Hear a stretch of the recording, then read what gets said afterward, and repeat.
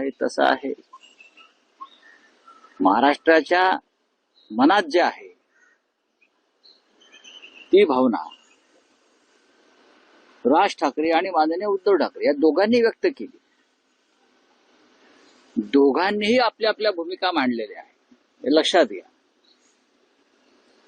आणि जेव्हा दोन प्रमुख नेते अशा भूमिका मांडतात तेव्हा त्या आपण गांभीर्याने घेतल्या पाहिजेत आणि पुढे जायला पाहिजे.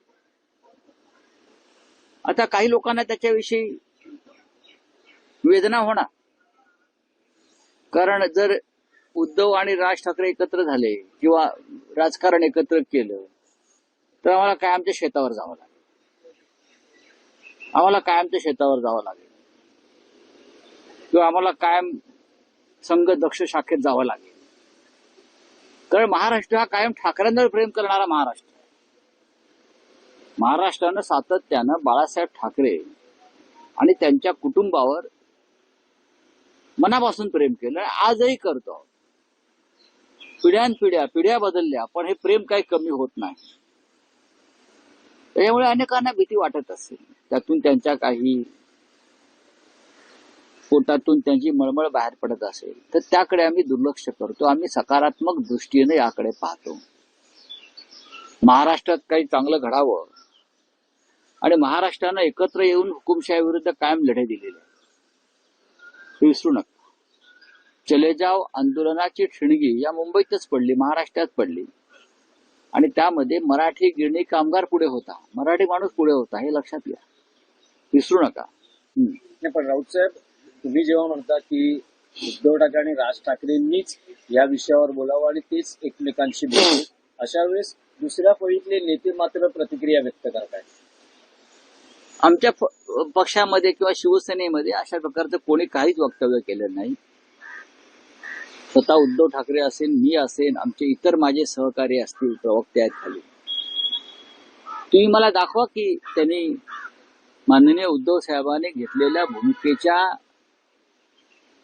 विरोधात जाऊन आपलं मत व्यक्त केलं. नाही, आमच्या भावना फार स्वच्छ आहेत आणि आमचं मन निर्मळ आहे या बाबतीमध्ये. त्याच्यामुळे आम्ही असं ठरवलेलं आहे, कोणी काही बोलू द्या, कोणी काही बोलू द्या, कोणी किती खाजवत बसू द्या मागून पुढून, भूतकाळात वळायचं नाही.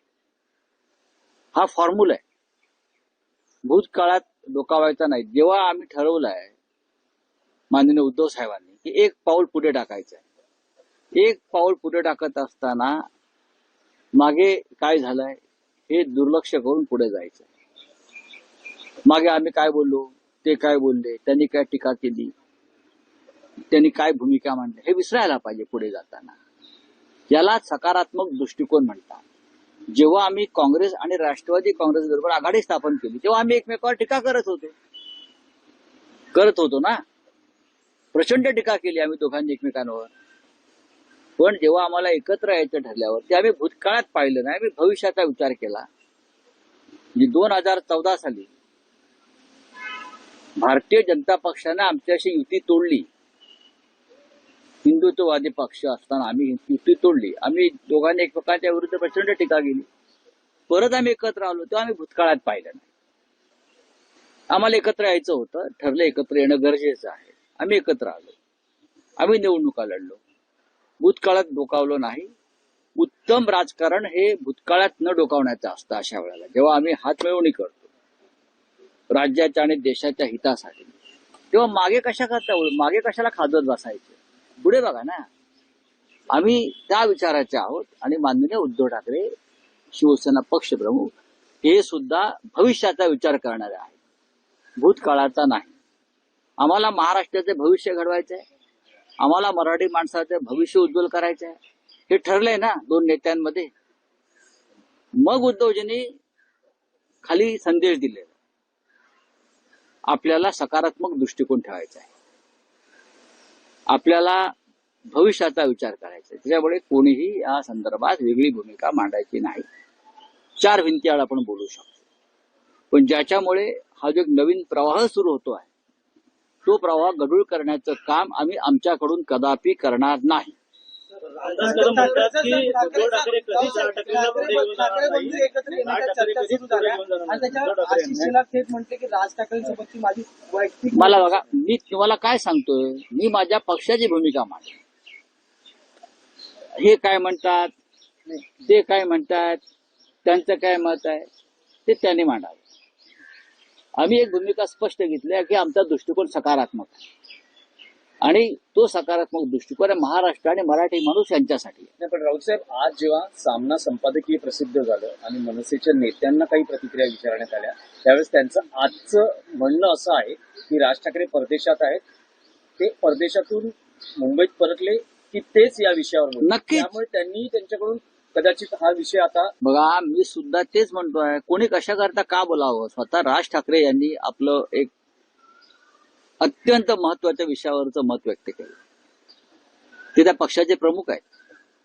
त्यानंतर शिवसेना पक्षप्रमुख उद्धव ठाकरे यांनी त्यांचं मत व्यक्त केल्यावरती त्याच्यामध्ये आता इतरांनी बोटं घालण्याची गरज नाही.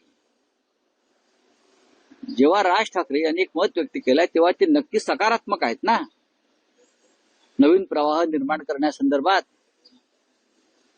त्यांच्या मनामध्ये काही विचार पक्के असल्याशिवाय त्यांनी एकत्र काम करण्याची इच्छा व्यक्त केली नसती. हे जर त्यांच्या अनुयायांना कळत नसेल तर मी काय करणार. जेव्हा आमच्या प्रमुख नेत्यांनी म्हणजे माननीय पक्षप्रमुखांनी ही भूमिका मांडली की होय, मी सगळे मतभेद भांडणं बाजूला ठेवून महाराष्ट्रासाठी एकत्र यायला तयार आहोत, संदेश स्पष्ट आहे. आमच्या कार्यकर्त्यांना, शिवसैनिकांना आणि आमच्या सगळ्या हितचिंतकांना पक्षातल्या सांगायची गरजच नाही. पक्षप्रमुखाचा संदेश खाली गेलेला आहे आमच्या. नाही, पण शिंदे शिवसेनेतले काही नेते म्हणतात 0+0 हा शून्यच होतो. चुत्या आहेत ते, चुत्या आहेत. त्यांचा महाराष्ट्राशी काही संबंध नाही. ते शत्रू आहेत महाराष्ट्राचे, बरं का. त्यांच्या नशिबी दोन भाऊ एकत्र आल्यावर शून्यच येणार आहे. त्यांना हे नको आहे. त्यांची गाळण उडाली आहे. बघा त्यांच्या, आता बोलत नाही मी परत, ते मला ते कापावं लागेल. पण हे जे कोणी बोलतायत ना, नाही, त्यांचा मेंदू गुडघ्यात पण नाही. त्यांच्या मनामध्ये फक्त द्वेष आहे आणि महाराष्ट्राच्या संदर्भात प्रेम नाही.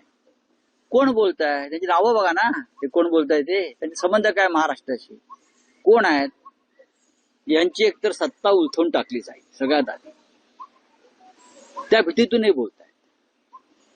तर तुम्ही ट्विट केलेलं आहे की रोग हवेत उडताना नक्की काय सांगायचं संदेश द्यायचा. तुम्ही त्यातला संदेश काढा, कुठे आग लागली कोणाच्या बुडाला. काय त्यातून तुम्हाला सुचवायचंय काय? अहो, तुम्हाला सगळं माहिती आहे. तुम्हाला सगळं माहिती आहे. कोणाच्या बुडाला किती आग लागली आणि आग कशी धो धो बाहेर पडते, धूर कसा बाहेर पडतोय. फक्त माननीय उद्धवजी ठाकरे आणि राजजी ठाकरे यांनी फक्त संकेत दिलेत तर एवढी आग लागते. नंतर तर स्वतःला जाळूनच घेतील लोक. आणि 24 फुटाचे शंकराचार्य यांनी पुन्हा एकदा औरंगजेबाच्या कबरीचा मुद्दा उपस्थित केलेला आणि मोदींनी कधी निवृत्ती घ्यावी हे संघटना असं मोठं विधान केलं. करू द्या ना, त्यांच्यासाठी त्याची उत्तर द्यायला निशिकांत दुबे आहेत त्यांच्याकडे. नाही, पण राऊत साहेब, आणखी एक विषय आहे महाराष्ट्रातला की फडणवीसांनी काल जाहीर केलेलं आहे की हिंदी भाषेची सक्ती आता मागे घेतलेली आहे.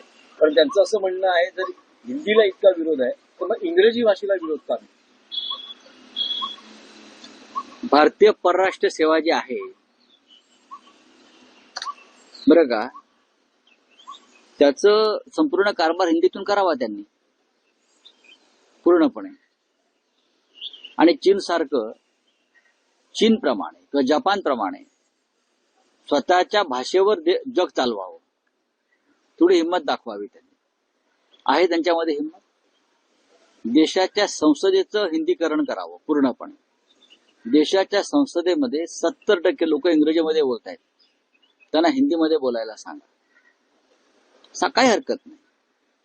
हा एक प्रयोग एका सत्रामध्ये करून बघा आणि मग तुम्हाला कळेल का ते. देवेंद्र फडणवीस हा एक वेगळा अजेंडा राबवू इच्छित आहेत. तो अजेंडा देशात चालणार नाही आणि ह्यांच्या प्रत्येक अजेंड्यामागे निवडणुकीचं राजकारण असतं. स्वच्छ आणि निर्मळ असं काही नाही. महाराष्ट्रामध्ये वारंवार सांगितलं इथे हिंदी येत आहे लोकांना. हिंदीची जरी ही जन्मस्थान नसलं तरी हिंदीचे अनेक घडामोडी, चित्रपट, साहित्य, संस्कृती, कला, उद्योग याचे स्थान आहे. ज्या भारतीय सिनेसृष्टीचा, हिंदी सिनेसृष्टीचा उगम इथून होतोय त्या भागाला हिंदी शिकवण्याची गरज नाही. हिंदी सिनेसृष्टीचा सगळ्यात मोठा महसूल हा या महाराष्ट्रातून होतोय ना. म्हणजे आम्ही हिंदी पाहतोय, हिंदी ऐकतोय, तुम्ही आमच्यावर कशाला हिंदी लादताय? तिकडे जाऊन लादा ना, इतर राज्यामध्ये. चला भाषेची सक्ती नाही महाराष्ट्रात असं म्हणताय. अभी हिंदी में क्या है पूछे भाई. की महाराष्ट्राची भक्ती आहे है कि जो इलेक्शन कमिश्नर थे कुरैशी, वो इलेक्शन कमिश्नर ही मुस्लिम कमिश्नर है, ऐसा देखो इस प्रकार की जो कुरैशी साहब थे इलेक्शन कमिश्नर, वो one of the best election commissioner इस देश में रहे. कुरैशी साहब, बराबर ना. वो मेरे हिसाब से इस देश के सेशन के बाद लोग और भी हो गए, लेकिन उसमें से जो अच्छे कमिश्नर हुए इलेक्शन कमिश्नर, उसमें से one of the best election commissioner Qureshi साहब थे. मैंने उनको नजदीक से देखा है. और जब कुरैशी साहब कमिश्नर थे तब शिवसेना और बीजेपी का गठबंधन था. ये मैं बता रहा हूं. तो ये नहीं कि आप बीजेपी के साथ में. उस वक्त भी हमारा ये कहना था कि ये बेस्ट इलेक्शन कमिश्नर है. अगर इस प्रकार से आप, कोई अभी चीफ जस्टिस होगा तो ये मुस्लिमों के चीफ जस्टिस है बोलेंगे, इलेक्शन कमीशन का चीफ होगा ये मुस्लिमों के कमिश्नर है बोलेंगे. ये कौन सी भाषा और कौन सा जहर इस देश में मोदी और शाह जी ने फैलाया है. ऐसे लोग इस देश में रहने के लायक नहीं.